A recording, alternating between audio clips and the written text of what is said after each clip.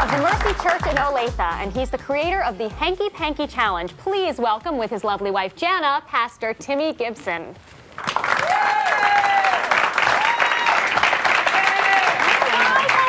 Nice to see you.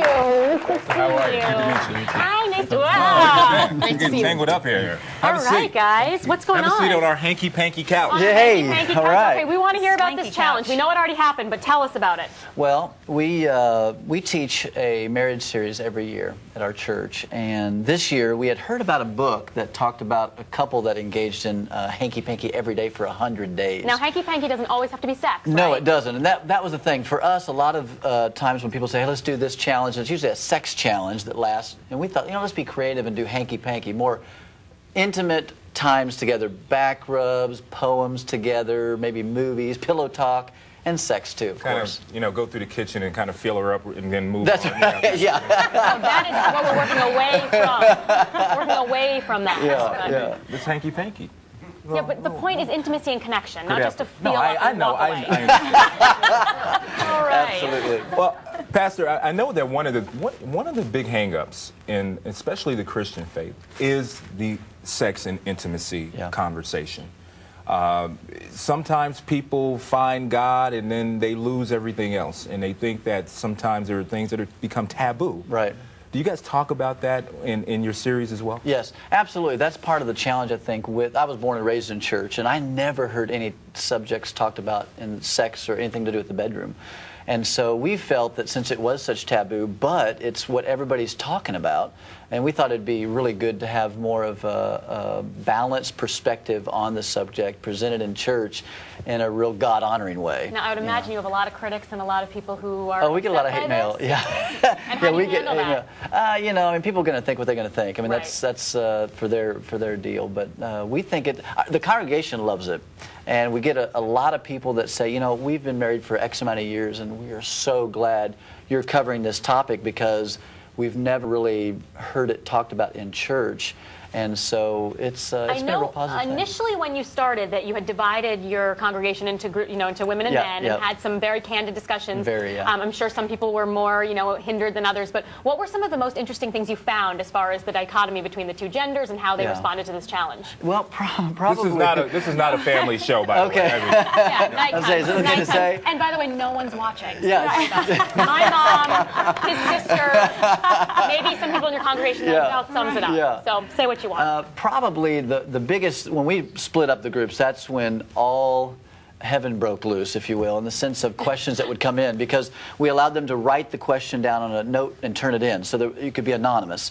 And so we would get questions about sexual positions and what can you do, what can't you do, is this okay, did the Bible say anything about this? And you can just imagine all the thises that we all filled in those quotes. You can fill those. We love those thises, whatever this is. And so anything that you can imagine that you've ever thought of, those questions were given to us, and we just addressed them as straight on as we possibly could. And I think part of what people were surprised at was the answer. They thought we would be, no, it can only be the missionary style. You can only do it this way, and you can't be creative. Yeah, and you can't have fun. But I don't enjoy it. Yeah, I think God designed sex to be enjoyable. Right. Yes. You led the women's side of things? Yeah. And he's more candid than I am. I mean, I can be candid, but I blush a little.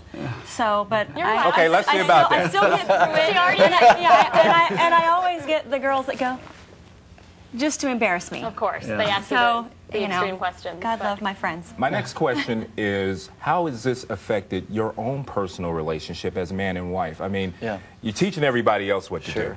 Sure. But obviously, if you don't do things, if you don't put it into practice yourself, how can you really be a teacher? Has this enhanced your relationship as well? Absolutely. We've been married 15 years, and I think part of the wonder and beauty of our marriage, not perfect but healthy, is that we really love each other, and so we felt almost it wouldn't be fair to not share what we've learned through books and our own relationship. And so when we took the challenge ourselves in February, how'd that work out for you? It worked out good. I mean, we were pretty much in every other day, the actual sex act in between. Well, sorry.